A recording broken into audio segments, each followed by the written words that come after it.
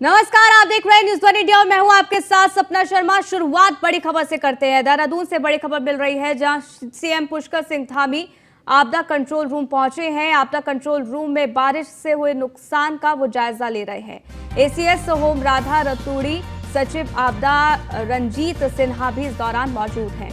ये तस्वीर हम आपको दिखा रहे हैं। आपदा कंट्रोल रूम में बारिश से हुए नुकसान का जायजा यहां पर सीएम पुष्कर सिंह धामी ले रहे हैं। और आपको बता दें कि आपदा कंट्रोल रूम वो पहुंचे हैं। ये तस्वीर हम आपको दिखा रहे हैं। एसीएस होम राधा रतूड़ी, सचिव आपदा रंजीत सिन्हा भी उनके साथ मौजूद हैं। तो जिस तरीके से आपदा के चलते भारी नुकसान हुआ है, भूस्खलन के चलते लोगों की मौत हुई है, अब ऐसे में यहाँ जायजा लिया जा रहा है। सुदीप जैन ब्यूरो चीफ हमारे साथ जुड़ गए, उनसे ज्यादा जानकारी ले लेते हैं। सुदीप जी, क्या जानकारी, क्योंकि यहाँ पर आपदा कंट्रोल रूम पहुंचे हैं सीएम पुष्कर सिंह धामी, फिलहाल क्या कुछ चल रहा है? देखिए, मुख्यमंत्री पुष्कर सिंह धामी बीते 3 दिनों से दिल्ली में इन्वेस्टर समिट और अन्य जरूरी कामकाज से दिल्ली गए हुए थे। आज जैसे ही वो देहरादून पहुंचे करीब 12:15 बजे, उन्होंने सीधे अधिकारियों से आपदा की जानकारी ली और आपदा कंट्रोल रूम जो सचिवालय में बना है, यहाँ पर वो आकर अफसरों के साथ डिस्कस कर रहे हैं। मुख्यमंत्री ने 2-3 महत्वपूर्ण विषयों पर निर्देश दिए हैं, जैसे जो प्रदेश में आपदा से जो टावर आज डिस्टर्ब हुए हैं उनको तुरंत खोला जाए। जो भूस्खलन के संभावित रेड जोन है, जहाँ ज्यादा भूस्खलन हो रहा है, जिसमें उत्तरकाशी, टिहरी और पौड़ी के इलाके हैं, वहाँ की क्या स्थिति, इसकी जानकारी ली। इसके अलावा मुख्यमंत्री ने टिहरी के जिलाधिकारी से फोन करके जो टिहरी जल विद्युत परियोजना का डैम है उसके जल स्तर की जानकारी ली। हालांकि अभी वो खतरे के स्तर से दूर है, ये बड़ी राहत की बात है। इसके साथ ही मुख्यमंत्री ने हरिद्वार जिले की भी जानकारी ली, क्योंकि जो पहाड़ों में अधिक बारिश होती है उसका असर नीचे मैदानी जिलों में दिखता है। आज कुछ स्थानों पर येलो अलर्ट है, जबकि कल कुछ स्थानों पर रेड अलर्ट भी जारी किया गया है। तो मुख्यमंत्री आज और कल की तैयारियों पर डिस्कशन कर रहे हैं।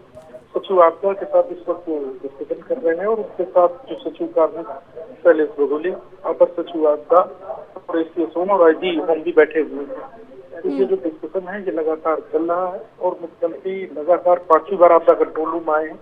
प्रदेश में भारी बारिश का सिलसिला लगातार जारी है, जिससे सामान्य जनजीवन बुरी तरह प्रभावित हुआ है। ठीक है, बहुत बहुत शुक्रिया सुदीप जी हमारे साथ जुड़ने के लिए, जानकारी हम तक साझा करने के लिए। आगे बढ़ते हैं। दक्षिण अफ्रीका में ब्रिक्स सम्मेलन 2023 15वां ब्रिक्स शिखर सम्मेलन का आयोजन, प्रधानमंत्री नरेंद्र मोदी कार्यक्रम में शामिल होने के लिए रवाना भी हो गए हैं। साउथ अफ्रीका की अध्यक्षता में ये कार्यक्रम का आयोजन हो रहा है। दक्षिण अफ्रीका के जोहान्सबर्ग में कार्यक्रम का आयोजन है। 2019 के बाद पीएम मोदी पहली बार भाग लेंगे। भारत में डिजिटल परिवर्तन पर बोल सकते हैं पीएम मोदी, हालांकि नजर रहेगी कि क्या कुछ वो बोलते हैं। चीनी राष्ट्रपति शी जिनपिंग के साथ वो मुलाकात भी कर सकते हैं और इस मुलाकात के अपने अलग मायने होंगे, लेकिन प्रधानमंत्री नरेंद्र मोदी दक्षिण अफ्रीका के लिए रवाना हो चुके हैं। ब्रिक्स सम्मेलन है जहां वो शामिल होंगे। हालांकि इस दौरान उनका संबोधन होगा और क्या कुछ कहा जाएगा ये देखना होगा। साउथ अफ्रीका की अध्यक्षता में जो कार्यक्रम है वो आयोजित हो रहा है।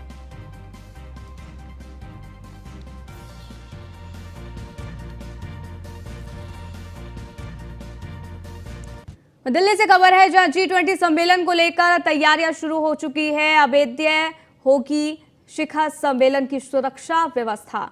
एयरपोर्ट से लेकर आईटीसी ग्रैंड तक पुलिसकर्मी की तैनाती। होटल के आसपास 500 से अधिक पुलिसकर्मी तैनात होंगे। 3 से 7 सितंबर के दिन हरियाणा सरकार की ओर से डिनर भी होगा। सीएम मनोहर लाल समेत मंत्रिमंडल के सदस्य, वरिष्ठ अधिकारी इस दौरान मौजूद रहने वाले हैं। तो G20 को लेकर भारत में तैयारियां की जा रही है, क्योंकि इस बार G20 भारत में हो रहा है और यही वजह है कि भारत अपनी पूरी ताकत इस दौरान झोंक चुका है। तो G20 सम्मेलन को लेकर तमाम तरीके की तैयारियां, और इस बीच आपको बता दें कि शांग्री ला होटल के मेहमान होंगे ब्रिटेन के पीएम ऋषि सुनक।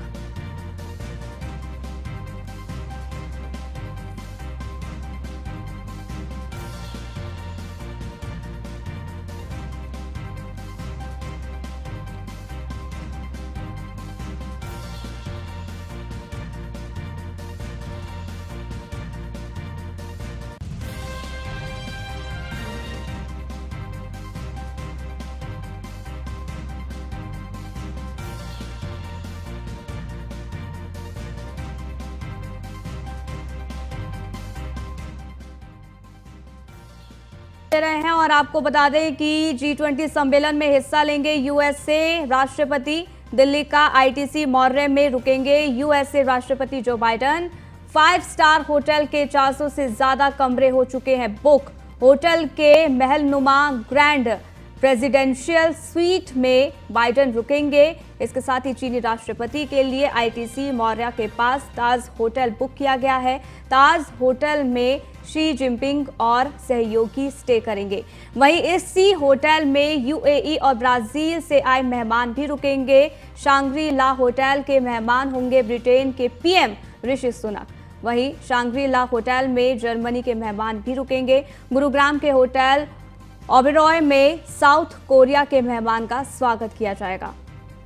तो कहां पर कौन कौन से मेहमान रुकने वाले हैं इसकी जानकारी आप तक पहुंचा रहे हैं और आपको बता दें कि तमाम तरीके की तैयारियों को बहुत पहले से ही शुरू कर दिया गया है और यहां पर भारत अपनी छवि दिखाता नजर आएगा। किस तरीके से दुनिया के पटल पर भारत की एक नई पहचान बन रही है।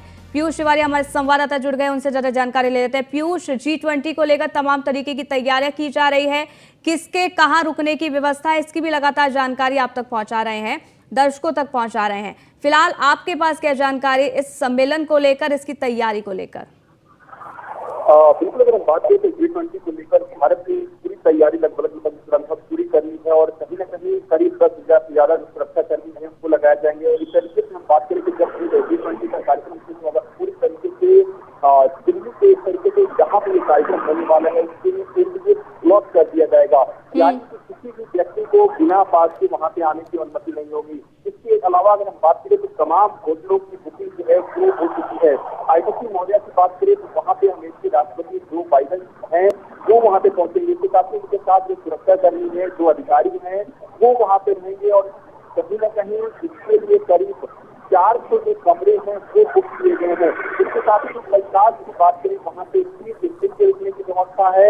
ऐसे ही संगीता होटल की बात करें तो ऋषि सुनक यहाँ पे रुकेंगे और तमाम जो बुकिंग है वो पहले से की जा चुकी है। इसके साथ ही तमाम अधिकारियों को अलर्ट मोड पर रखा गया है। करीब 6 सितंबर तक पूरी तरीके से तैयारी चल रही है। रिहर्सल सुबह से ही चल रहा है। जिस तरीके से जहाँ पे कार्यक्रम होने वाला है वहाँ पे व्यवस्थाएं चाक-चौबंद कहीं न कहीं की जा सके और उसको देख सके कि भारत की अगर बात करें तो भारत के लिए G20 का जो सम्मेलन है वो काफी महत्वपूर्ण होने जा रहा है। इसके साथ ही जहाँ जहाँ जिन जिन एयरपोर्ट से जिन नेताओं को आना है, जहाँ पे व्यवस्थाएं की गई है वहाँ पे अतिरिक्त जो पुलिस बल के जवान है वो तैनात किए जाएंगे। तो निश्चित रूप से तमाम जो तैयारियां हैं वो कहीं न कहीं G20 को लेकर पूरी की जा चुकी है और तमाम अधिकारी करीब 15 ऐसे प्रमुख अधिकारी हैं जिनको ट्रैफिक व्यवस्था संभालने की खाली जिम्मेदारी दी गई है। ठीक है, तमाम तरीके की तैयारी पीयूष यहाँ पर की जा रही है G20 सम्मेलन को लेकर और अपने आप में ये सम्मेलन बेहद खास होगा। बहुत बहुत शुक्रिया तमाम जानकारी हम तक साझा करने के लिए। मैं दिल्ली से खबर है जहां G20 सम्मेलन को लेकर तैयारियां शुरू हो गई है। अभेद्य होगी शिखर सम्मेलन की सुरक्षा व्यवस्था। एयरपोर्ट से लेकर आईटीसी ग्रैंड तक पुलिसकर्मियों की तैनाती रहेगी। होटल के आसपास 500 से अधिक पुलिसकर्मी तैनात होंगे। 3 से 7 सितंबर तक आईटीसी ग्रैंड भारत होटल में होगा। सम्मेलन के दौरान एक दिन हरियाणा सरकार की ओर से डिनर भी होगा। सीएम मनोहर लाल समेत मंत्रिमंडल के सदस्य, वरिष्ठ अधिकारी भी इस दौरान मौजूद रहेंगे। तो G20 सम्मेलन को लेकर तैयारियां जोरों शोरों से की जा रही है। 3 से 7 सितंबर तक आईटीसी ग्रैंड भारत होटल में तमाम तरीके की तैयारियों को किया जाएगा। सीएम मनोहर लाल एक दिन डिनर का आयोजन भी करेंगे और बताया जा रहा है कि सीएम मनोहर लाल समेत मंत्रिमंडल के सदस्य, वरिष्ठ अधिकारी भी मौजूद रहने वाले हैं। तो यहाँ पर जिस तरीके से तैयारियां की जा रही है वो अपने आप में बेहद खास है। अभेद्य होगी शिखर सम्मेलन की सुरक्षा व्यवस्था, यानी कि पूरी तरीके से सुरक्षा व्यवस्था को चाक-चौबंद किया जाएगा। एयरपोर्ट से लेकर आईटीसी ग्रैंड तक पुलिसकर्मियों की तैनाती देखने को मिलेगी।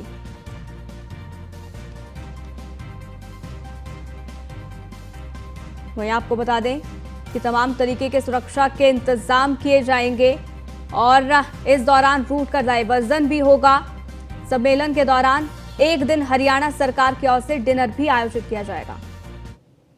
राजस्थान में परिवर्तन यात्रा में बीजेपी भरेगी हुंकार। 2 सितंबर से राजस्थान में बीजेपी की परिवर्तन यात्रा सवाई माधोपुर के त्रिनेत्र गणेश मंदिर से पहली यात्रा की शुरुआत होगी। अमित शाह दिखाएंगे हरी झंडी। वसुंधरा राजे करेंगी यात्रा की अगुवाई। वहीं राजस्थान के 4 हिस्सों में बीजेपी की परिवर्तन यात्रा होगी शुरू। दूसरी जो यात्रा है वो 3 सितंबर को बेनेश्वर धाम डूंगरपुर से होगी रवाना। जेपी नड्डा इस यात्रा को रवाना करेंगे, सीपी जोशी करेंगे इसकी अगुवाई। तीसरी जो यात्रा है वो 4 सितंबर को रामदेवरा जैसलमेर से शुरू होगी। राजनाथ सिंह इसको रवाना करेंगे, जबकि गजेंद्र सिंह शेखावत इसकी अगुवाई करेंगे। चौथी यात्रा 5 सितंबर को हनुमानगढ़ी के गोगामेडी से शुरू होगी। पूर्व प्रदेश अध्यक्ष सतीश पुनिया करेंगे यात्रा की अगुवाई। चौथी यात्रा को केंद्रीय मंत्री नितिन गडकरी रवाना करेंगे। बीजेपी की प्रत्येक यात्रा 2-2 संभाग का दौरा करेगी। तो यहां पर परिवर्तन यात्रा बीजेपी के द्वारा निकाली जाएगी और कहां से कौन कौन सी यात्रा निकलेगी ये आपको जानकारी दे रहे हैं।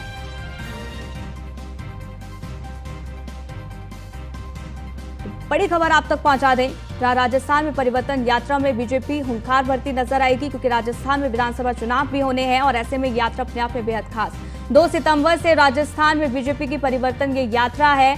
और आपको बता दें कि सवाई माधोपुर के त्रिनेत्र गणेश मंदिर से पहली यात्रा की शुरुआत होगी। पीयूष तिवारी हमारे संवाददाता जुड़ गए, उनसे जरा जानकारी ले लेते हैं। पीयूष, राजस्थान में क्योंकि विधानसभा का चुनाव बेहद करीब है, अब यहां पर राजस्थान में परिवर्तन यात्रा निकालकर बीजेपी बड़ी हुंकार भरने वाली है। कितनी महत्वपूर्ण इस यात्रा को समझा जाए, कहां से होकर गुजरेगी, क्या जानकारी? बिल्कुल, अगर बात करें तो भारतीय जनता पार्टी की यही खूबी और खासियत रही है कि जब ये चुनाव खत्म होता है तो भारतीय जनता पार्टी मोटी चुनाव की तैयारियों में जुट जाती है। और भारतीय जनता पार्टी राजस्थान में खासतौर से इसका फोकस करने वाली है। आपने देखा कि हाल फिलहाल में एक बड़ी बैठक हुई थी और आज जो जानकारी मिल रही है उसमें राजस्थान में बीजेपी परिवर्तन यात्रा निकालने जा रही है। एक किस तरीके से हुंकार बनने जा रही है। 2 सितंबर से ये यात्रा, परिवर्तन यात्रा जो है वो कहीं न कहीं राजस्थान में निकाली जाएगी। और सबसे बड़ी बात है कि इसकी शुरुआत है वो सवाई माधोपुर के त्रिनेत्र गणेश मंदिर से की जाएगी, यानी कि यात्रा की जो पहली शुरुआत है वो यहाँ से की जाएगी। गृह मंत्री अमित शाह इसको हरी झंडी दिखाएंगे। उस दौरान जो बीजेपी नेता है वसुंधरा राजे वो इस यात्रा की अगुवाई करती हुई नजर आएंगी। राजस्थान के 4 हिस्सों में बीजेपी की ये परिवर्तन यात्रा शुरू होगी, क्योंकि दूसरी यात्रा की अगर हम बात करें तो 3 सितंबर को बेनेश्वर धाम डूंगरपुर से ये यात्रा रवाना होगी। और इस यात्रा को भारतीय जनता पार्टी के राष्ट्रीय अध्यक्ष जेपी नड्डा रवाना करेंगे और जो सीपी जोशी है वो इस यात्रा की अगुवाई करेंगे। दूसरी यात्रा की अगर हम बात करें तो 4 सितंबर को रामदेवरा जैसलमेर से यात्रा की शुरुआत की जाएगी और रक्षा मंत्री राजनाथ सिंह इस यात्रा को रवाना करेंगे और गजेंद्र सिंह शेखावत जो केंद्रीय मंत्री है वो इस यात्रा की अगुवाई करते हुए नजर आएंगे। और आखिरी और चौथी यात्रा की बात करें तो 5 सितंबर को हनुमानगढ़ के गोगामेडी से शुरू होगी ये यात्रा और पूर्व प्रदेश अध्यक्ष सतीश पुनिया इस यात्रा की अगुवाई करते हुए नजर आएंगे। तो निश्चित रूप से केंद्रीय मंत्री नितिन गडकरी चौथी यात्रा को रवाना करते हुए नजर आएंगे। और बीजेपी की प्रत्येक यात्रा जो है वो 2-2 संभाग का दौरा करेगी। तो काफी महत्वपूर्ण जो परिवर्तन यात्रा है वो भारतीय जनता पार्टी की ओर से निकाली जा रही है और सीधे तौर पर एक संदेश दिया जाएगा कि किस तरीके से राजस्थान में बीजेपी को मजबूत किया जा सके और खासतौर से जो कांग्रेस के खिलाफ किस तरीके से रणनीति बनाई जा सके और जनता के बीच में तमाम भारतीय जनता पार्टी के जो कार्यकर्ता है, जो नेता है, वो पहुंच रहने वाली है। वो जो तस्वीरें सामने आएंगी पीयूष, वो भी अपने आप में बेहद खास होंगी, क्योंकि विधानसभा चुनाव भी अब राजस्थान में होने हैं। इसको लेकर हुंकार यहाँ बीजेपी के द्वारा भरा जाएगा। इस यात्रा के तहत क्या मकसद इस यात्रा का रहने वाला है पीयूष?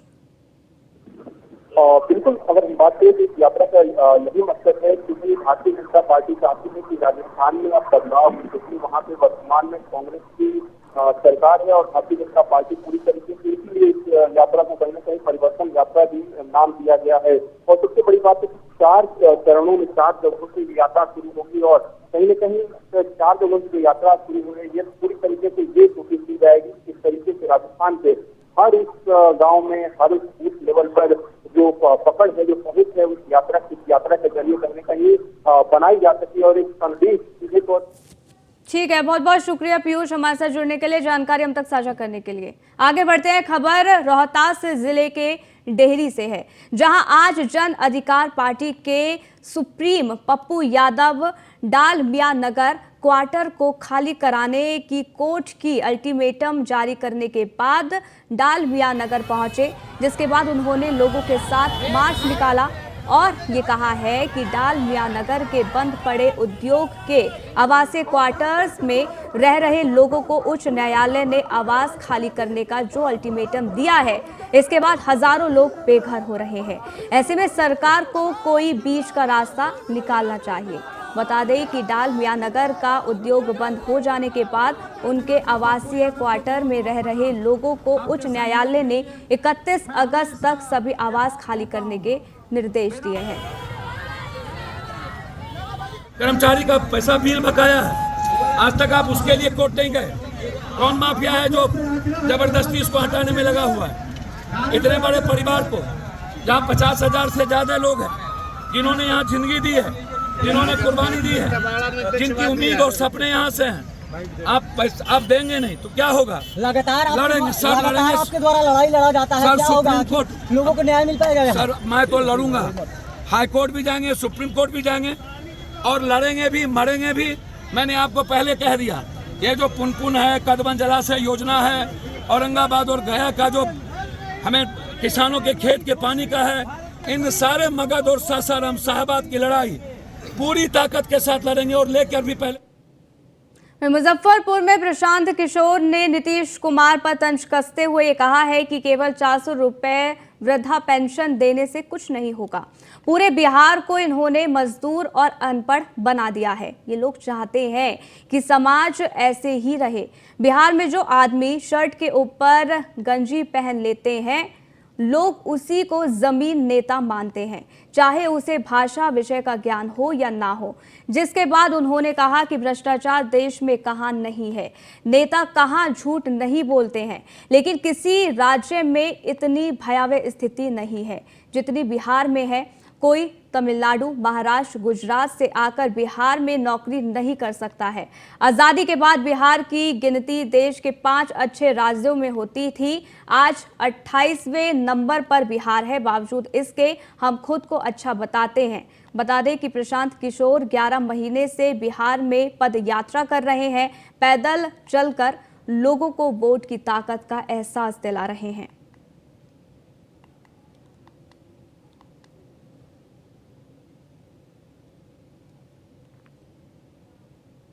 वहीं औरंगाबाद के सांसद सुशील कुमार सिंह ने आज एक बार फिर मुख्यमंत्री नीतीश कुमार पर हमला बोला है और उनसे बिहार को बख्श देने का आग्रह किया है। सांसद ने कहा है कि मौजूदा बिहार की महागठबंधन सरकार में अब कोई भी सुरक्षित नहीं है। प्रतिदिन पुलिसकर्मियों की पिटाई की जाती है। पुलिसकर्मियों को कभी बालू माफिया पीट रहे हैं तो कभी शराब माफिया। बिहार में पुलिस कर्मियों का मनोबल काफी गिर चुका है और यही कारण है कि इनके हाथ में कानून व्यवस्था को बहाल करने की जिम्मेदारी है। वही अपराध कर्मियों की गोली का शिकार हो रहे हैं। बिहार के पत्रकार, व्यवसायी और आम आदमी ये सब भय के साए में जी रहे हैं, वह इसलिए कि अपराध चरम पर है। साथ ही सांसद ने यह भी कहा कि मुख्यमंत्री को क्या ये सब दिखाई नहीं दे रहा है और जब इस संबंध में उनसे सवाल पूछे जाते हैं तो वह सवालिया निगाहें और उनके कुटिल मुस्कान से पत्रकारों पर ही सवाल करने लगते हैं। कोई वर्ग सुरक्षित नहीं है, चाहे वो पुलिसकर्मी हो कि मीडिया के कर्मी हो या आम जनता हो। रोज हत्याएं हो रही हैं और इसके लिए पूरी तरह से जिम्मेवार बिहार के माननीय। वही खबर रोहतास जिले से है, जहां अपनी मांगों को लेकर एसएस कॉलेज खैरा देव के सैकड़ों छात्रों ने कॉलेज पर तालाबंदी और प्रदर्शन कर सड़क जाम कर दिया। दरअसल ये प्रदर्शन कॉलेज में विभिन्न सुविधाओं की मांग को लेकर किया गया है। वहीं यातायात बाधित होने की सूचना पर कोचस और पर सथुआ ओपी थाने की पुलिस मौके पर पहुंची और छात्र छात्राओं को समझाकर सड़क से हटाया गया। वहीं पुलिस ने कॉलेज प्रशासन से छात्रों की बात कराई, जिसके बाद जो पूरा मामला है वो शांत हुआ। इस प्रदर्शन का नेतृत्व एनएसयूआई के जिलाध्यक्ष अनुराग तिवारी कर रहे थे। इस दौरान एनएसयूआई राष्ट्रीय संयोजक प्रशांत ओझा, सहित अन्य कार्यकर्ता भी मौजूद रहे।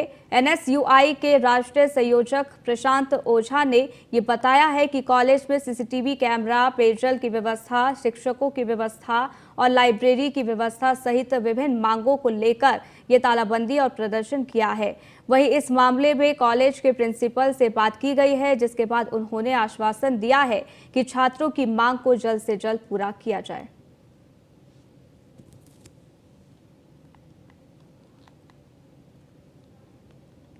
वहीं हर साल की तरह इस बार भी नागपंचमी के अवसर पर सीतामढ़ी के नानपुर थाना क्षेत्र में चौपार गांव में साक्षात नाग देवता के दर्शन करने के लिए हजारों की संख्या में भीड़ उमड़ी। चौपार गांव में आपको बता दें कि विनोद भगत दशकों से सीतामढ़ी के अलावा मुजफ्फरपुर, दरभंगा, मधुबनी सहित अन्य जिलों में भी सांप वाले बाबा के नाम से मशहूर हैं। वहीं जिस किसी के घर में कोई विषैला सांप दिख जाता है तो सीधा विनोद भगत को याद किया जाता है। आपको ये बता दें कि विनोद भगत की एक बड़ी खासियत ये है कि जैसे ही किसी के घर में सांप होने की जानकारी मिलती है, वो अपना सारा काम छोड़कर उस व्यक्ति के घर पहुंचकर सांप निकाल लेते हैं और उस सांप को अपने साथ लेकर चले जाते हैं।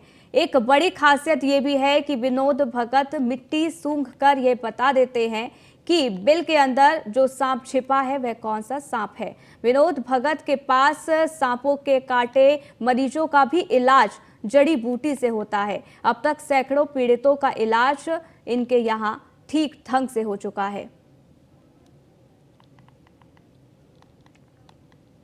मुख्यमंत्री एकनाथ शिंदे ने आज परेल के केईएम अस्पताल का अचानक से दौरा किया है और यहां की स्थिति का जायजा लिया। इस अवसर पर उन्होंने अस्पताल के गहन चिकित्सा इकाई के साथ साथ सामान्य विभाग में इलाज करा रहे मरीजों से भी बातचीत की और उन्हें मिल रहे इलाज के बारे में जानकारी ली।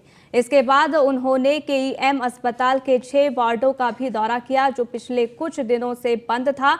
इसके बंद होने के पीछे का कारण जाना, साथ ही साथ सही कारणों को जानने के बाद मुंबई नगर निगम के अधिकारियों को इस विभाग को तुरंत शुरू करने का निर्देश दिया। तो इस बुलेटिन में फिलहाल के लिए बस इतना ही। रुकेंगे एक छोटे से ब्रेक के लिए। देखते रहिए न्यूज़ 1 इंडिया।